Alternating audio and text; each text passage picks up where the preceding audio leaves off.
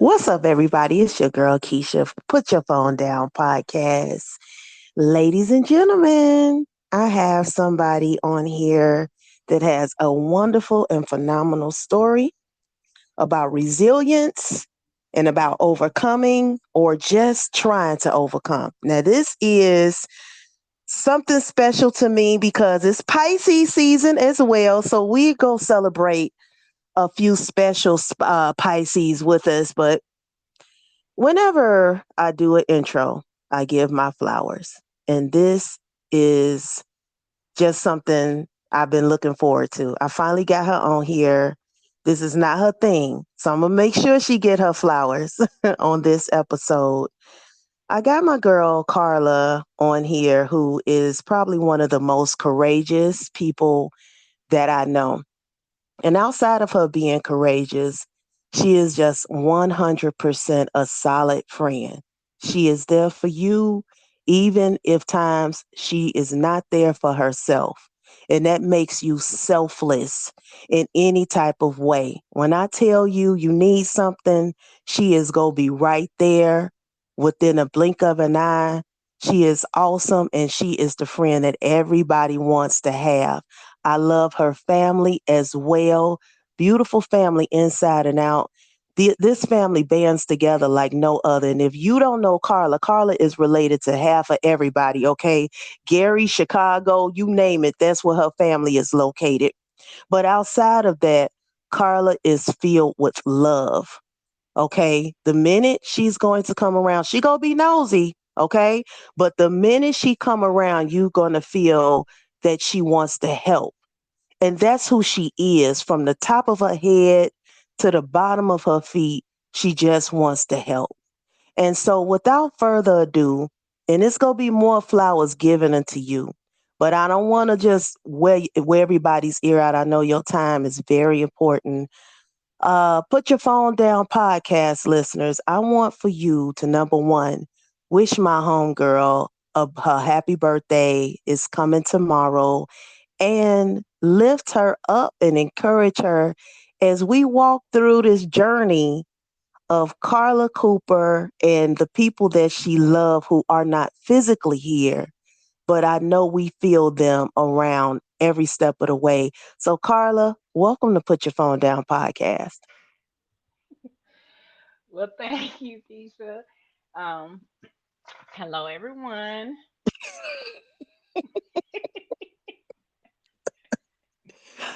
So, okay, one thing is for certain, a lot of people are tuning in because they want to see the tone. And so I know that they probably feel a tad bit relieved to hear the laughing portion of you. So let's just get to the meat and potatoes and just kind of peek into everybody's brain. They want to know how you doing, Carla. Let the people know how you doing.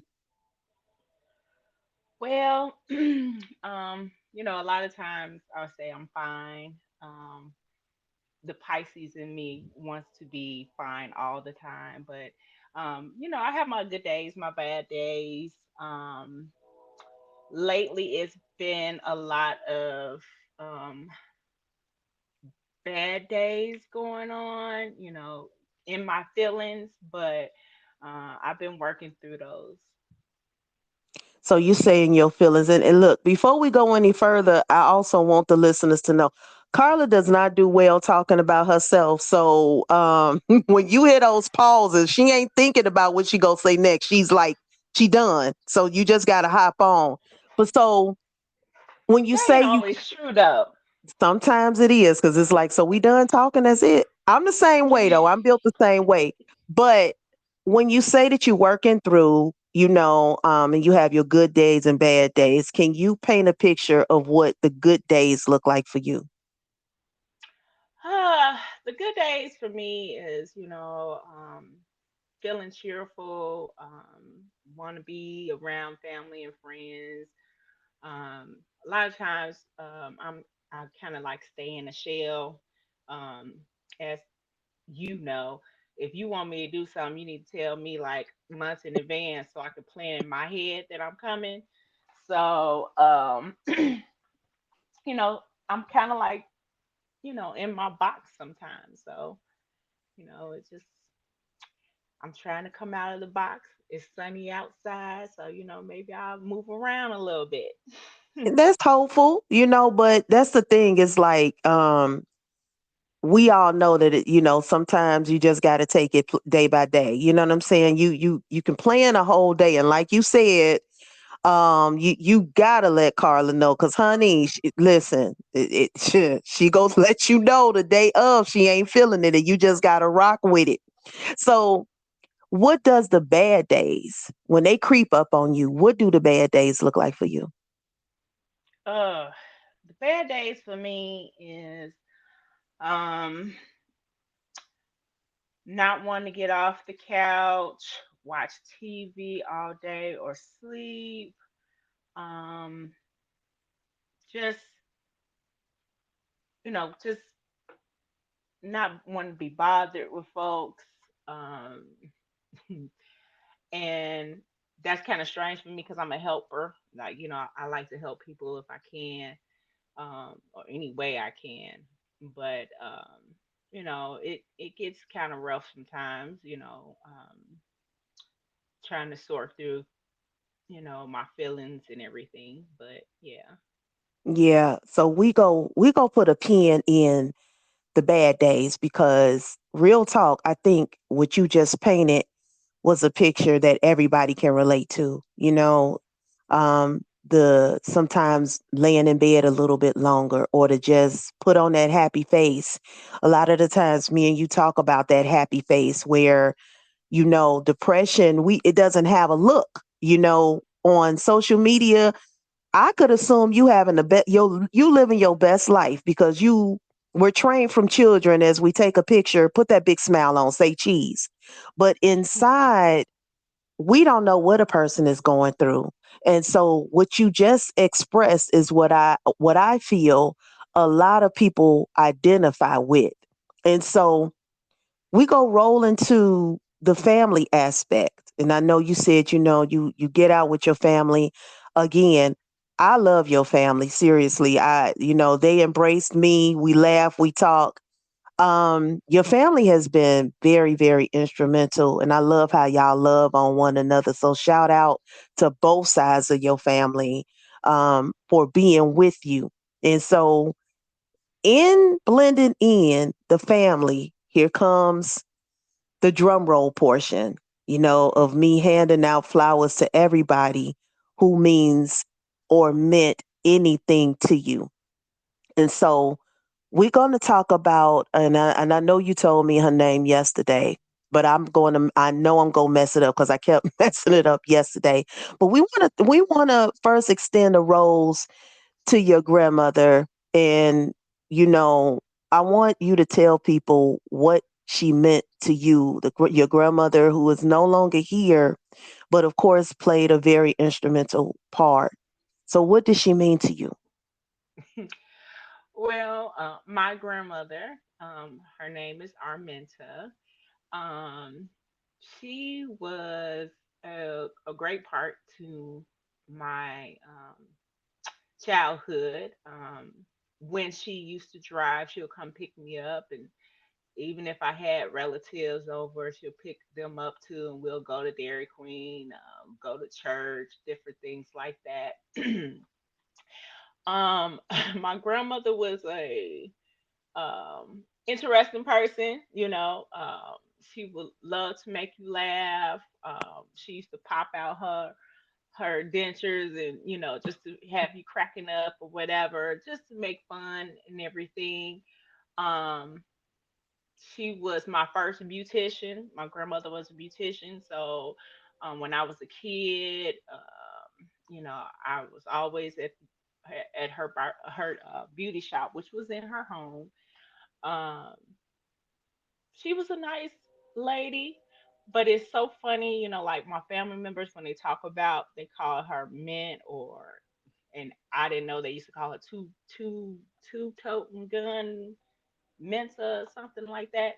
I had to save grandmother, but some of the stories that my family would tell me about my grandmother was like, what? Not my granny. She was a firecracker. before her saved life. She didn't have a problem, you know,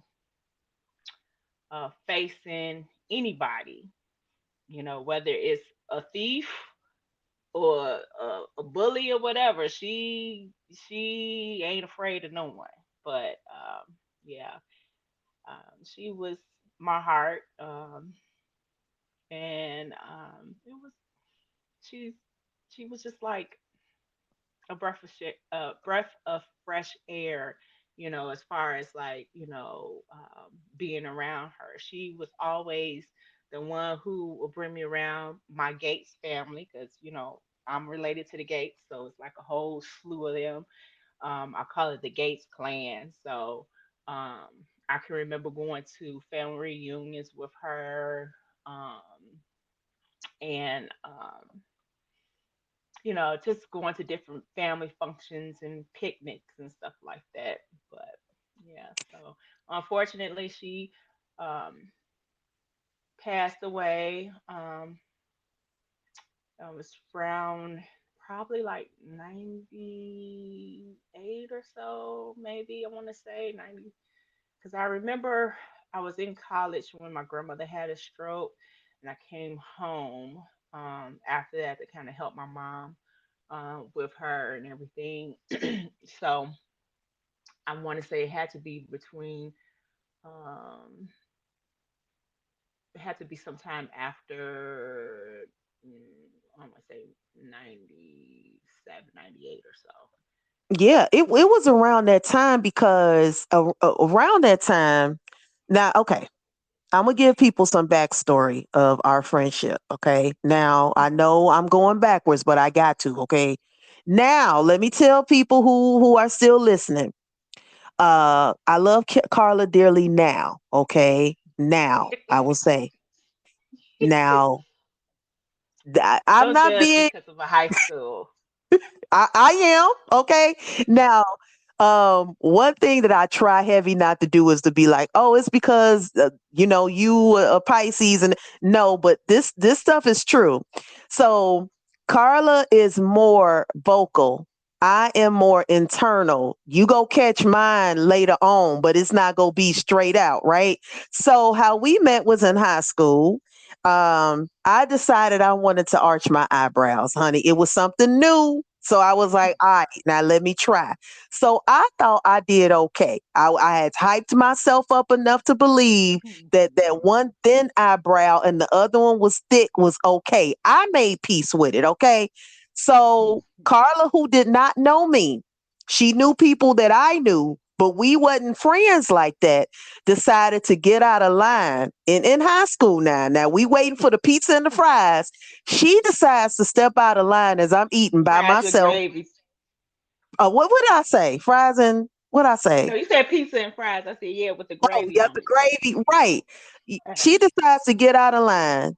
And I consider myself a little popular loner. So I'm sure I was kind of like by myself.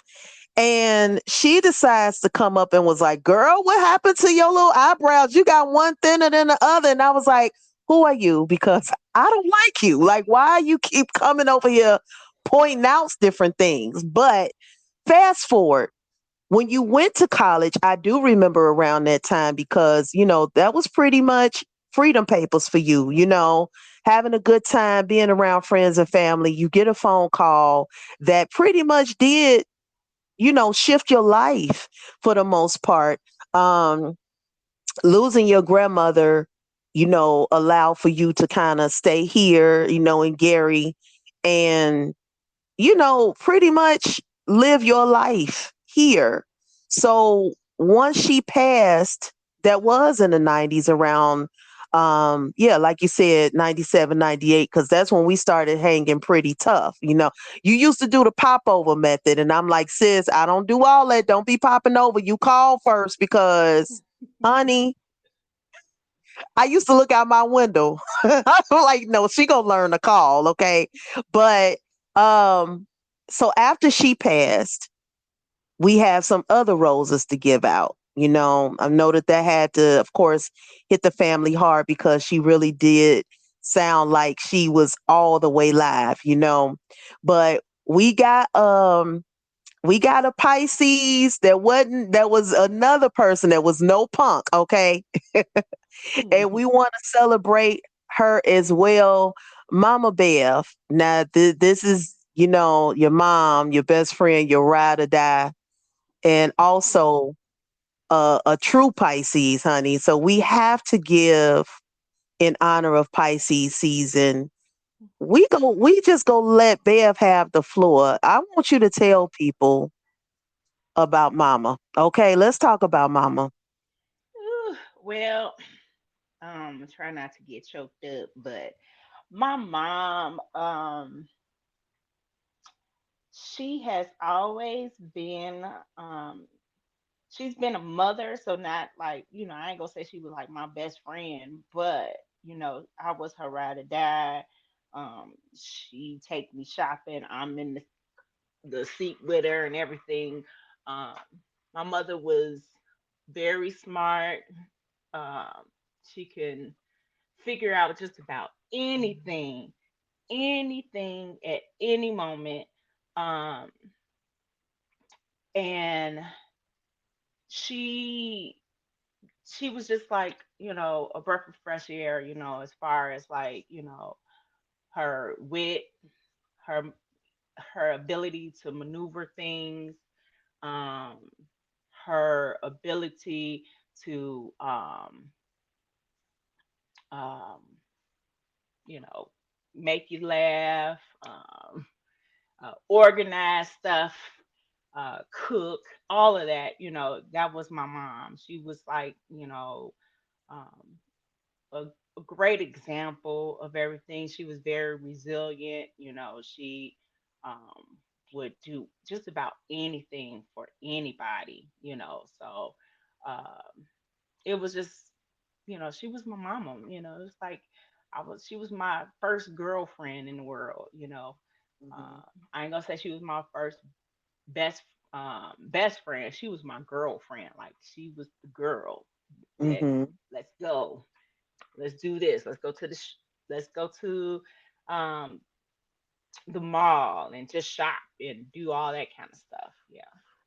Yeah, and I gotta say, I think that everything that you said about her is in you. I didn't see when you was painting the picture and talking about her, I did not see you not there, in that personality, in just the way that she carried herself.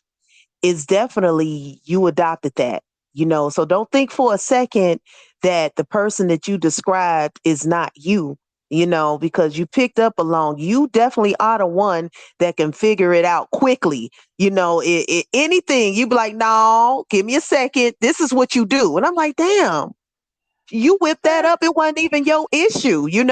So um that's funny because a lot of times people complain that I move slowly or whatever, because I'm really like an analytical thinker or whatever. It's like I have to, kind of like, okay, think things out and stuff. And I get that from my mom. I know I do.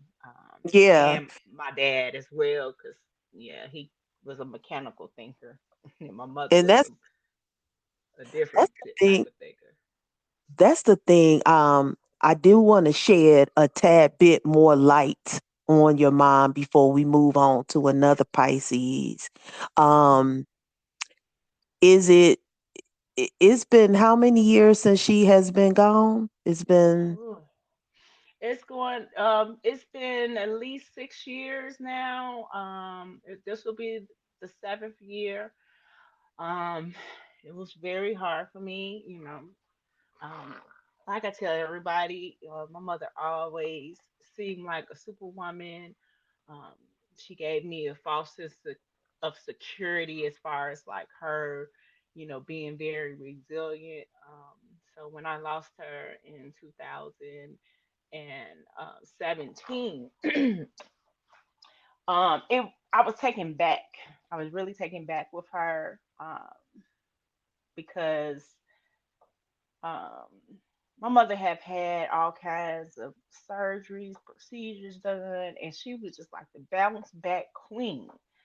And when she had surgery, she had coded during surgery. Um, I was very in shock and disbelief. A little bit, it was kind of hard for me because I just felt like, oh, okay, they put her on life support because she's working too hard to um, get well and stuff. And it was like they had to really like, um, slap it in me to say, hey, something really, really, really wrong with your mother. It's not just, she's doing this and we gonna do that. It was more of like, you really gonna have to let people see her because either A, she's gonna be on these all of these machines for the rest of her life, or you have to make a decision, which was kind of hard as well too. So I guess there is really no such thing as, of course, getting over it. Mhm. But when that happened, you in 2017, and like you said, the shock is hitting you, after, like you said, so many times she was in the hospital, but Bev was making her way back home, honey. Like, I mean, like you said, bounce back, The you know, she was a bounce back queen. she So was like, I mean, honestly, she would be in the hospital, but she would come back. But, you know, I, as well as the people who have tuned in, just what is your method of coping when you lose a parent? um I think my method of coping has been kind of not the best. I went into, picking up and start taking care of somebody else. You know, I always was there for my mom. My dad ended up getting dementia, and his mental health had started declining after my mother. So it was like, okay, Deb is gone, but I got over here, I got Ralph, I got to get him together, I got to do this, I got to do that, Hmm. So it was like I Hmm. was super busy, or trying to make sure that my dad was all right, just picking up the pieces for my where my mother left off because my mother, handled everything of my dad's um affairs and stuff. And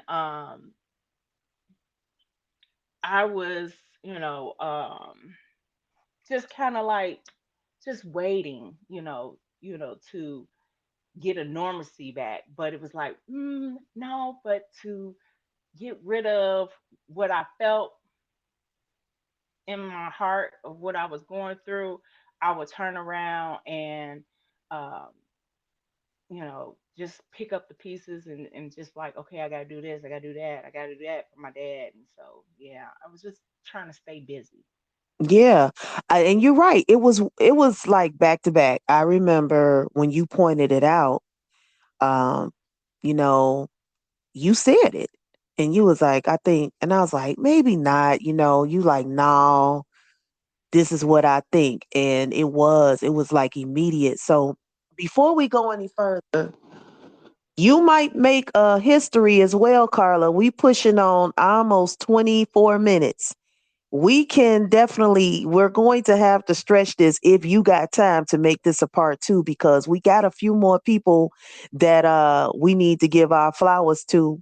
But I want to, as we merge into Ralph, we have to acknowledge and give him his flowers. This was dad, and Carla is still okay, a daddy's girl, and I would love to honor him as well. So we have Ralph.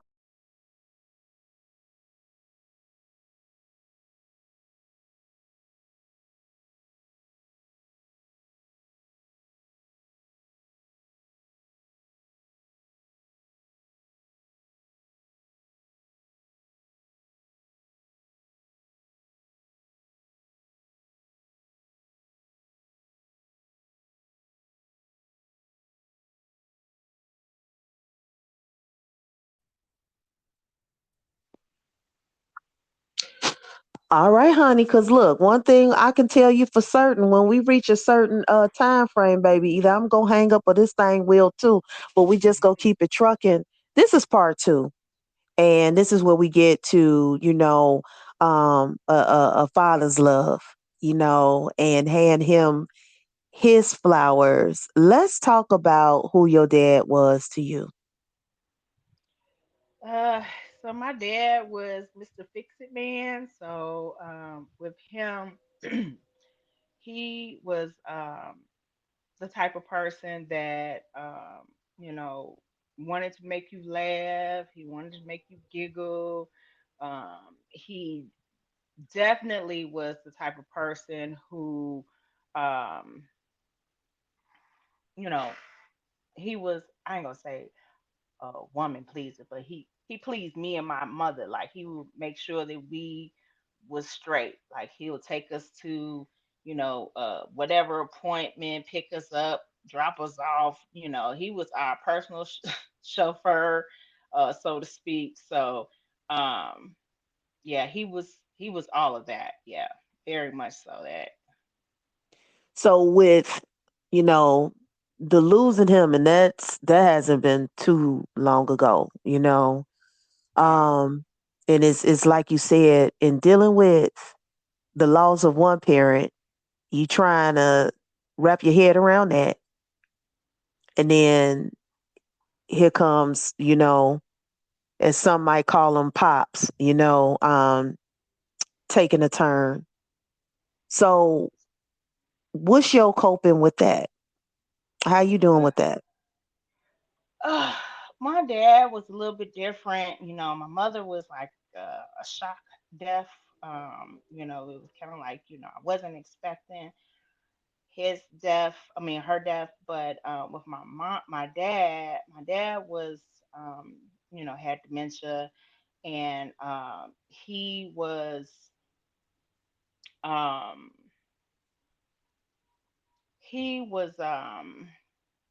to me, I would say a slow death because he was changing each time I look up, his demeanor change, things that he was Mr. Fix It.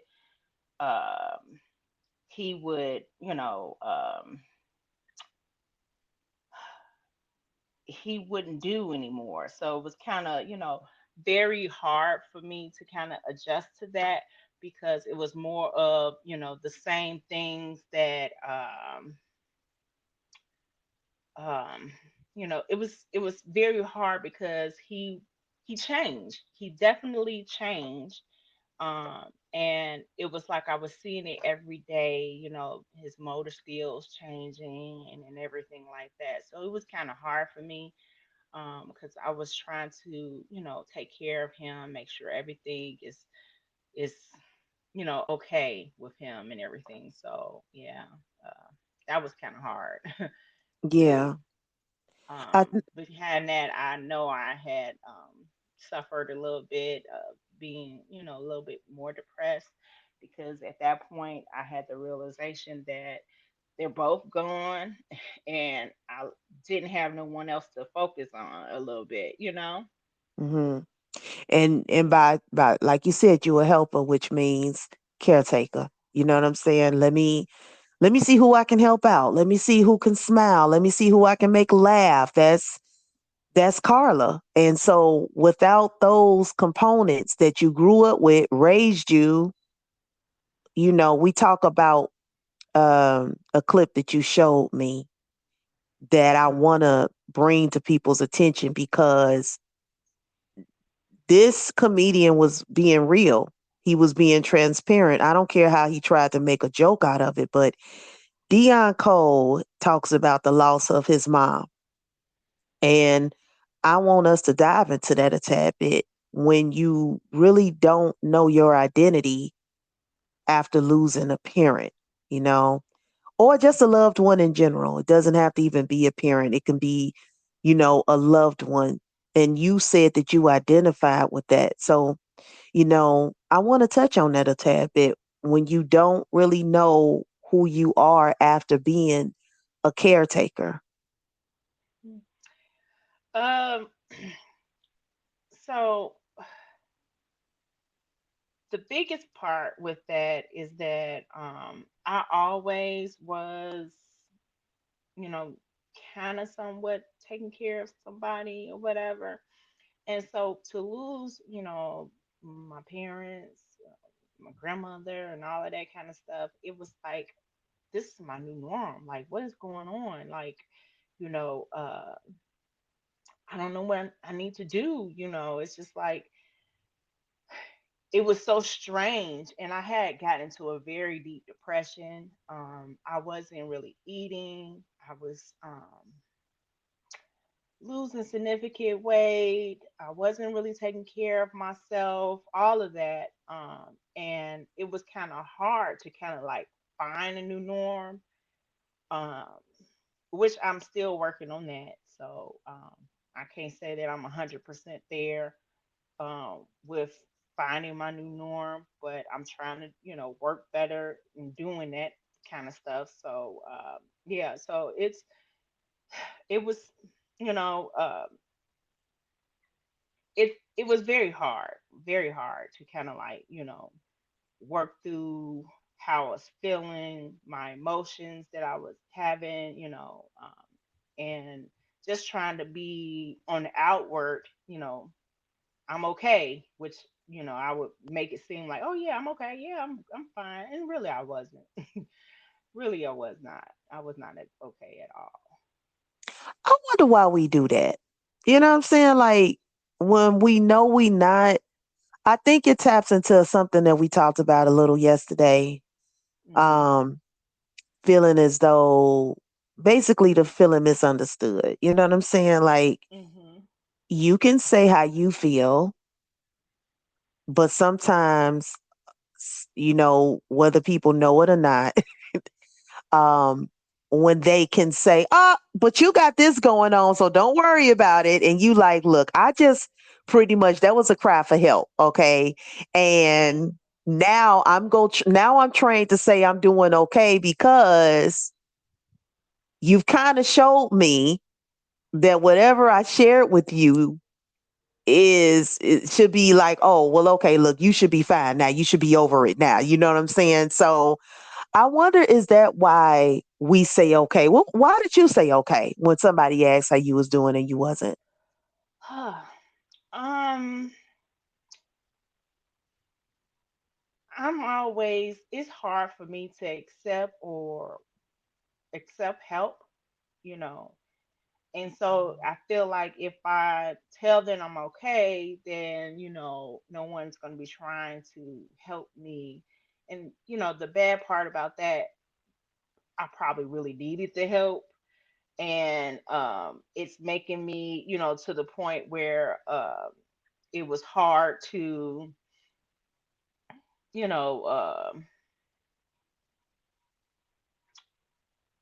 just accept help in certain situations as well. So, Mm-hmm.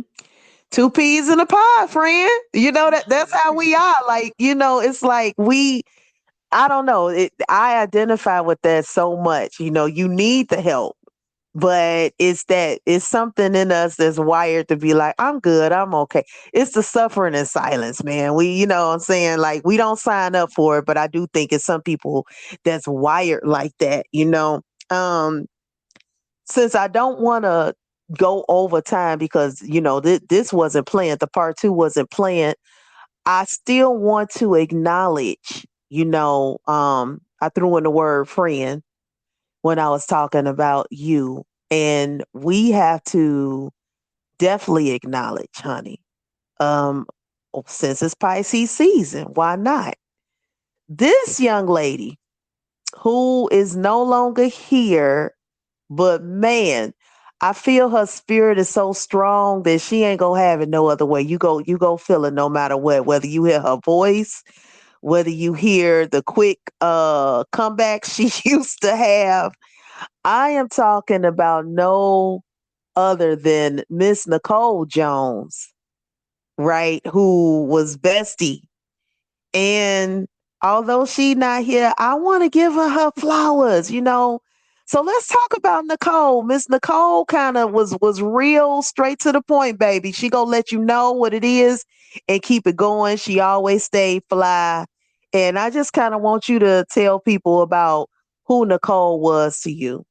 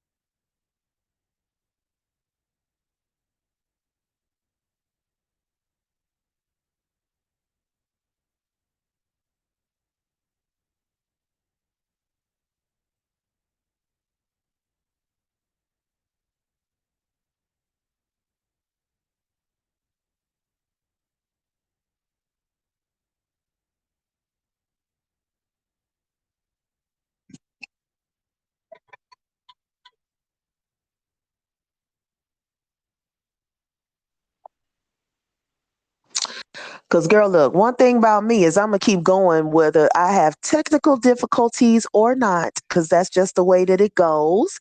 We had just a little slight glitch, and we were talking about Nicole. That had to be her coming through, okay? What I was asking you was, on my end, I knew Nicole as a whippersnapper, straight to the point, dressed to the nine, always had the hair done, okay? Poetic. That was what we bonded about. She could throw out some poetry to make me fold up my little sheet of paper and put it in my pocket. I was like, I'm not coming behind you, okay? Um, but that's my version of Nicole.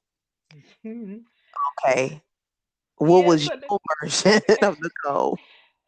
Nicole was definitely a whippersnapper. She would get you right. She would talk about whatever she can. She had no problem telling how she feels.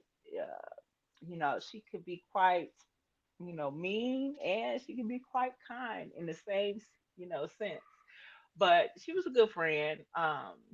She was one of my best friends that I wish I could have grown old with. Um, and with her, it was kind of shocking too because with her, she was young. You know, I remember when she came home from Indianapolis and she was talking about her skin was, itching and she was having issues with, her skin. We went to a dermatologist, and that's when she discovered the illness she had, which was called scleroderma, which is kind of like the hardening of the skin or organs and so forth. Um, so it was with Nicole, it was like, I can't believe I'm looking down at, the diagnosis and you know, the funny part about it, I saw like a Lifetime movie about a person who had scleroderma. So in my mind, I already knew that, her life expectancy wasn't going to be that long. But it was scary, because like, that was another person that you knew, and you knew that, there's no cure for the illness. Is just more of just kind of like working through the different symptoms you have because I want to say Queen Latifah's mother had scleroderma as well, so a lot of times they have respiratory issues because if you think about it, if you have hardening of the skin, your your organs and your everything that's in your body is kind of like part of that Mhm. makeup. And so it gets harder for you to, you know, breathe, um, walk, do things that we take for granted every day. So with her, it was very hard to kind of watch her, digress. But she still, will tell you about yourself. You know, I remember when I went to go visit her. She had moved to Arizona so that she can, enjoy the hot climate because the cold climate wasn't good for her condition. And with that, I remember I came in and somebody came to visit her and they was, trying to see who I was and, how long we knew each other. And I told her about, yeah, we went to school together and we went to college as well together. Um, and I was like, oh, yeah, but I didn't finish. Well, I don't know what you were waiting for. You need to go ahead and finish. And I'm looking at this girl like, seriously? It's like you half sick and you over here snapping on me, and I came to visit you. But That yeah, that's she, who Nicole. I like I said, I call her on the end. I will always hear her name come up, right? And so Mhm. when I met her, yes, yes, Nicole was straight up and down with you, like you said. It was like the Sour Patch Kid commercial because you really didn't know if she was snapping on you because she would end it with a laugh, like she would roast you in your Mhm. face. I remember one time we went out to the club, and Mhm. honey, you couldn't tell me nothing with my little sweater on. One thing I ain't know though was how to club with some clothes that was gonna cool me off. You know what I'm saying? So she looked at me. She was like, "Okay," and she was like, "You look cute with your little turtleneck in this hot ass club, girl. But go off." And I'm like, "Oh, was that a compliment or?" And baby, she was right, cause honey, I was sweating like Whitney Houston's upper lip. No, no shade towards Whitney, but we know that upper lip used to do some things. And baby, I was just off in the corner, and she was having a time of her life. Okay, one of the things I want to touch on since we talking about Nicole is she was another person with resilience, and she really just kind of she wanted what she wanted when she knew she did not have long. And one of the things that she did without hesitation was, become a mother. And that was really one of the highest moments of Nicole's life. I remember when she had Rocky, she called me, and honey, she could not stop talking about how cute his feet was. Okay. She was like, she's like, they just so cute. But on the serious note, can we talk about that part of y'all friendship when she found out she was pregnant and you kind of felt some kind of way? Yeah. Oh, you know, um, because I knew of her severity of her illness, I was so scared for her because it was like, I felt like, her being pregnant, how, you know, if anybody know me, I love pregnant people. Like if you were my friend and you pregnant, I'm ready to spoil you, take you what you need me to cook you. Oh, you want me to go take you where? Okay, I was one of those type of people who just love to see a woman be able to bring life into the world.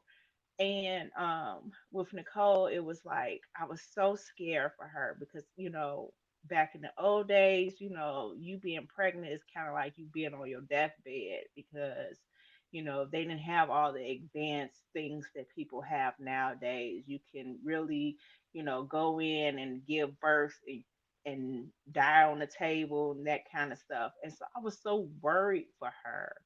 And, we kind of got into it in regards to that.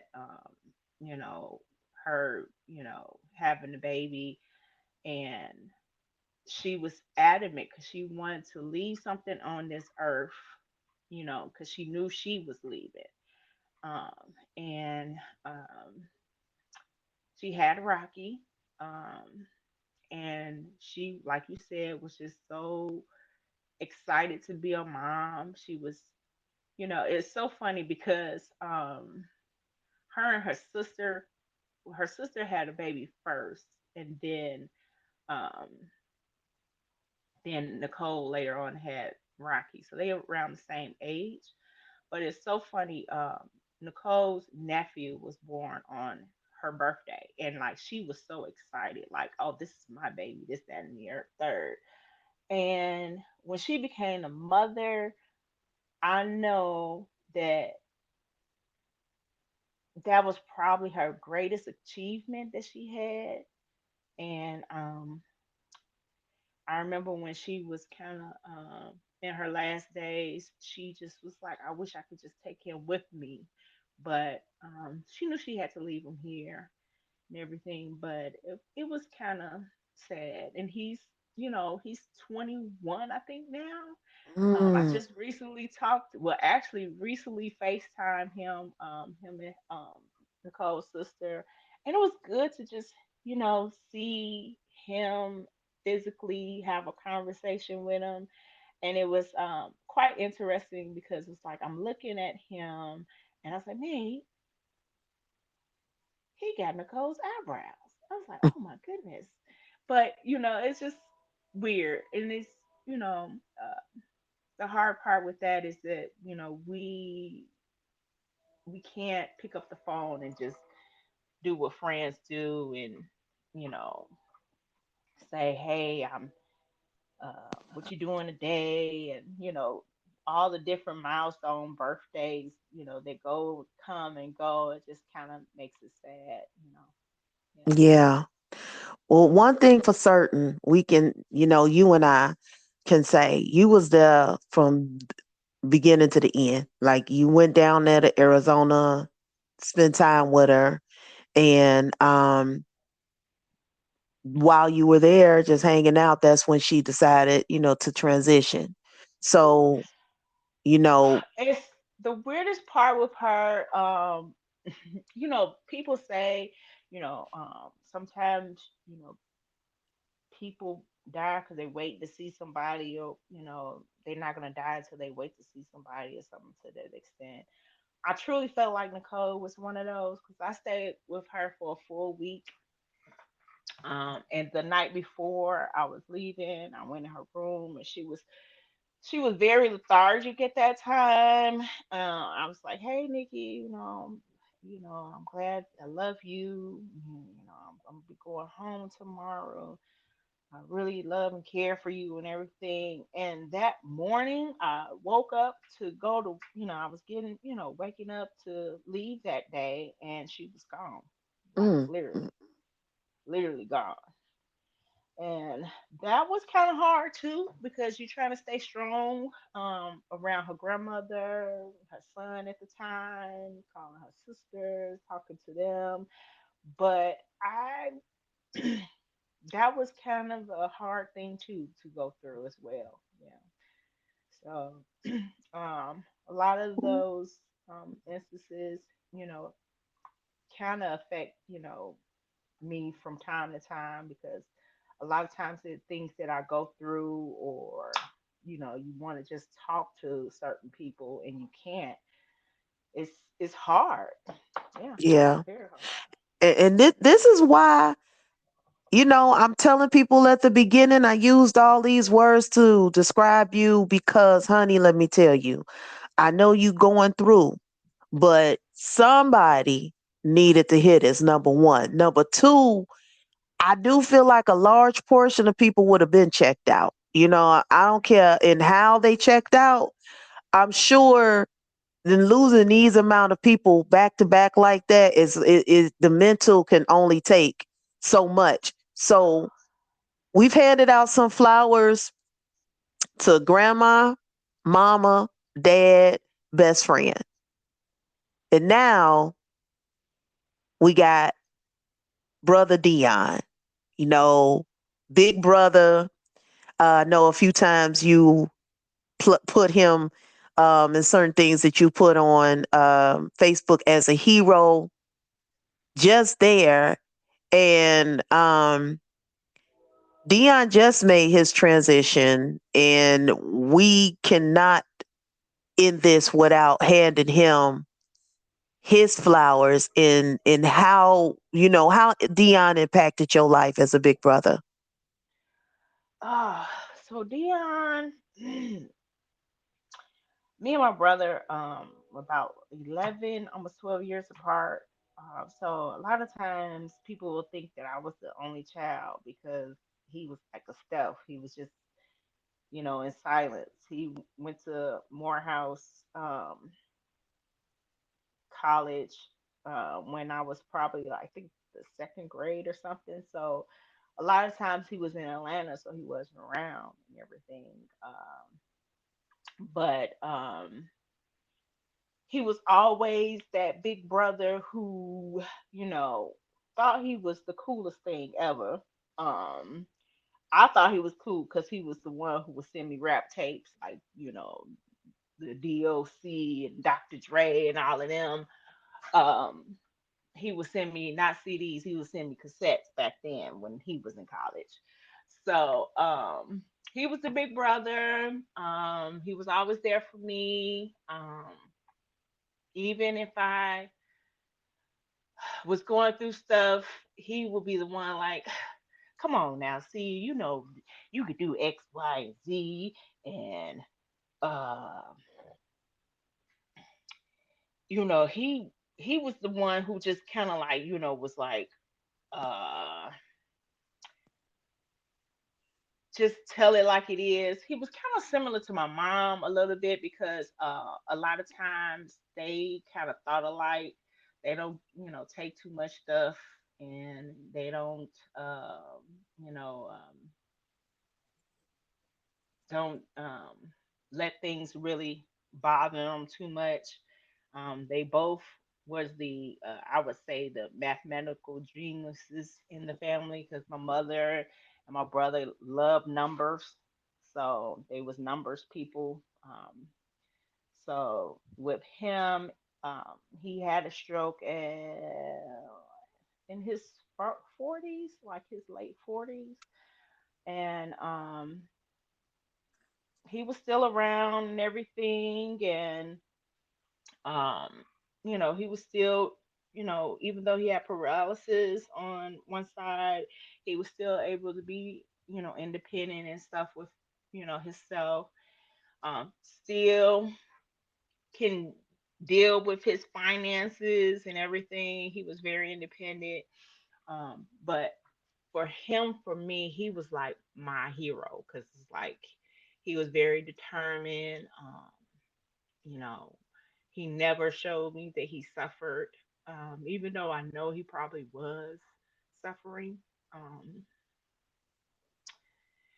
and I'm sorry because it's a little bit fresh. So a lot of times when I talk about him, because he's like the last of my immediate family now. Like Keisha said, I'm related to damn near everybody, it seemed like. But, my immediate family was so small.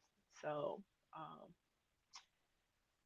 losing him was like a kick in the butt as well. Um, kind of hard to get through a little bit because, I have my moments that I wish that I could hear him say, hey, see, I'm just checking in on you. What's going on with you? I haven't heard from you in a couple of, days or so. So it's gonna be hard for me because tomorrow's my birthday, and it's interesting to not get a call of him wishing me a happy birthday. He only did that once, and that was when he first had his first stroke. I think um, his mind wasn't there where he remembered my birthday. So it's gonna be strange, you know.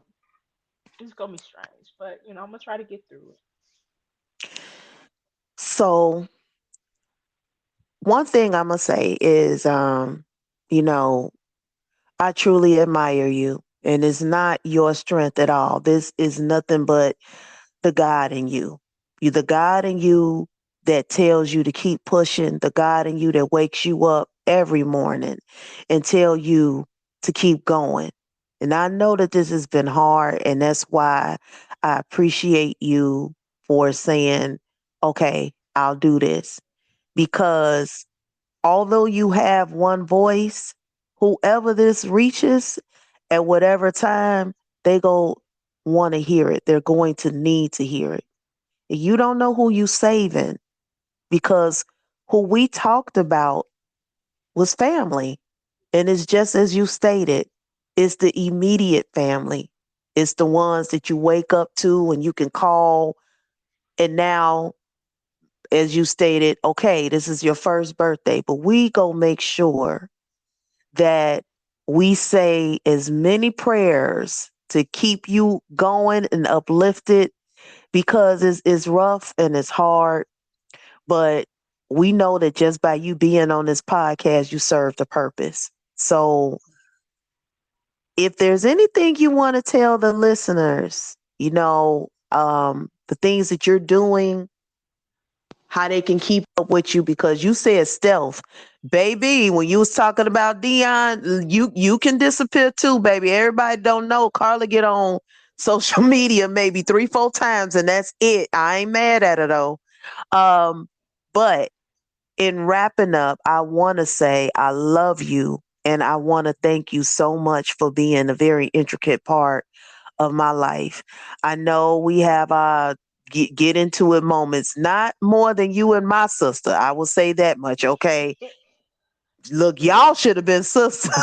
Lip was the sister that I never had. Yeah. And Absolutely, because the way y'all but get into it, I've been doing very, very well. I don't get into it with her like I used to, but girl, the way y'all, baby. But no, you have been my voice of reason. Even when you have had your back against the wall, I can call you. Although I'm not much of the phone person, it's more of a text person with me. Okay, you the phone person, I'm the text me. Like, did you text me? But in all, I want to just thank you. I want to thank your family. Like I said, both sides. What's up, Malika? What's up, Tiffany? And everybody else on both sides who have really and truly shown me what family looks like. How y'all band around each other.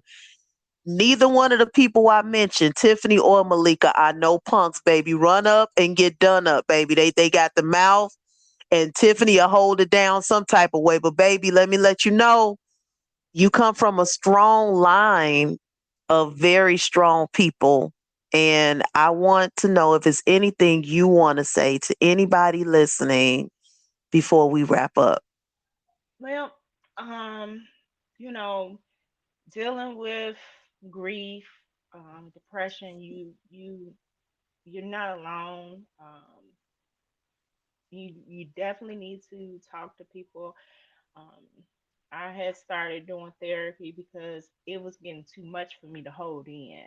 Um, and I still have faith in God that I will see all of my loved ones again, um, not on this worldly world, but in a different form. But um,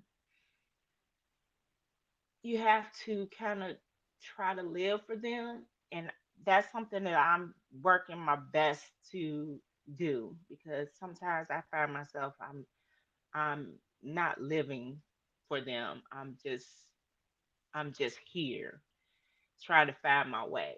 But I've been, like I said, I've been doing therapy, just to kind of be able to voice whatever I have in my heart or on my mind. Um, if I wanted to just bawl and cry, because um, sometimes you just need to be vulnerable and be able to let go of those things. So, but like I said, I'm working through those things, and I decided that I need to, share, because it's like, I know it's people out there who lost their parents, and with me, it's kind of hard because I lost my parents, my brother, and stuff, and it's no other extensions. to them here. Not a niece or nephew. I don't have children, so it's like sometimes I just feel like I'm alone out here. I have to bug Keisha and Limper and Malika and everybody else when I'm going through stuff. And, I hate that I have to do that, but I'm very thankful that I have those people around me because it's hard. It's so hard moving in this world alone, even though you're not alone. But it is very hard to move around feeling alone, I guess. Hmm. So, And I'm glad you said that because um it's not you saying you're alone and discrediting anybody. It's your walk that makes you feel that way. We mm, all are walking different paths. So although our paths might be similar, as you know, I lost a parent, but I lost one parent. I can't that's our similarities. But I can't tell you, well, Carla, I lost one too, get over it. No, your walk is completely different and you will at times feel alone. And it's not discrediting the room full of people that you're dealing with. It means that, I'm walking this solo. What I feel at this moment is solo, period, point blank. mhm. So I want you to understand that's completely okay without anybody feeling offended when you say, "Oh, okay, well, I'm by myself." We know that, but emotionally, yeah, yeah, only you know what you're going through. And, so I wanted to point that out and just say, again, I admire your strength. I admire you going into therapy. I think that it has done a fantastic job, child. I mean, I'm sure she pulling, or is it a he or a man or a woman, male or female? Right now I have a male therapist. He's doing really well. He's pulling a lot of things that I didn't even like. Oh wow, yeah, that does make Hmm. sense and stuff. Hmm. Sometimes it scares me, but I can't say that I would be this far if I didn't decided to do that. Hmm. Um, because I was getting into a dark space and I was like, I got to do something because I was very dark and I didn't want to be like that because I I always felt like I was somebody's sunshine and I didn't feel like Hmm. the sunshine. Yeah, so I got you on that. I'm glad. I mean, look, you said right now like you about to get rid of him. You better not get rid of that man. I mean, he doing his he like right now. I'm like, you keep well, going. therapy can be expensive. I'm a little bit of a tightwad from time to time. So, I'm like, man, you in my pockets. Like, can we just Right. meet once a month? It's like not every 2 weeks. Can we just do once a month? Or if it get too heavy, shucks, Yeah, the that honey. too. Yeah, that is That's true. when you That's be like, so I got to true. give you a little break because you to hit a nerve I ain't ready to face. Okay, so That is so true. And that's funny because with therapy and therapists or whatever you see, a lot of times they do, make you like, what the world? What is going hmm on? Yeah. And you feel some kind of way and you sometimes you heavy afterwards. What I mean by yeah, that, you in your feelings after that and you like, oh, I can't, I'm bounce back. And then other days you're like, I'm good. That was a good session. yeah, they But stir it up. They stir it up because we talking about stuff that didn't just start now. We might recognize it now, but that you dealing with something when somebody taking your lunch when you was 5, and you realize then hello, that's why you got. hello, hello. Yeah. They pull up some I stuff. They do, baby. They look. You be like, damn, I ain't know how much that affected me. Okay. I'm telling you, your childhood affects your adulthood in every Yeah. facet of your life. You Yeah, it just does. don't know it. You Yep. just don't know it. Yeah. We are just big kids. That does not mean because we're an adults that those problems that we dealt with when we were kids ever got taken care of. We just had to learn how to navigate. But understand this: that 5, 6, 7, 8, 9 year old is still within that 40+ year old. So wrapping up, I would sing happy birthday to you, but I ain't trying to have people cut us off right now. But you will get a birthday. I want to let you know again and again that I love you and I am proud of the steps that you making. It's a lot of people, like I said, a lot that may not go to therapy. They might decide to do something a tad bit extreme or maybe just shut off. Or some people are just not the same after dealing with what they dealing with. But I'm glad that we had an opportunity to give the people who mean the most to you or just some of the people their flowers and painting a picture of how you doing. I know people might want to know or they curious. um Before we end though, I kind of wanted to shed a tad bit more light on Nicole's disease. Can you tell us the name again? So Nicole had an autoimmune disease called scleroderma. And basically it's like the hardening of the skin. So with that disease, usually you start having waxy type skin, and it hardens, your organs. So like you breathing can be more labored. It's like, your joints can start getting stiff because, basically it's like the hardening of the skin. A lot of times they just have to treat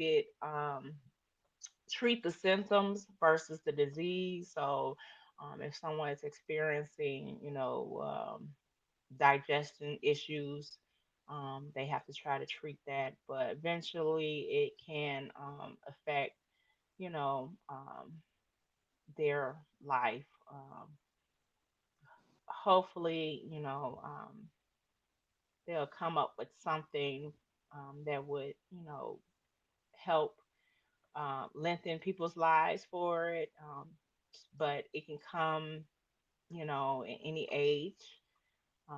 Some is usually in their 20s, and then I have actually ran into people who had it that's like in their 30s, 40s, even in their 60s. So it's just a rare illness that people can have, and I don't know if it's hereditary or not. But just like I said, Queen Latifah's mother had it.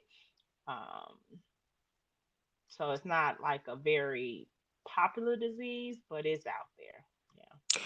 Okay, I did want the listeners to hear that part. Carla, we have enjoyed you so much, and I just want to continue to say, keep going. If you've not done anything, you have done a phenomenal job expressing your story and how you pushing through, how therapy is painful, but it's necessary to get you through. And yeah, so for the listeners, thank you so much for listening to Put Your Phone Down podcast.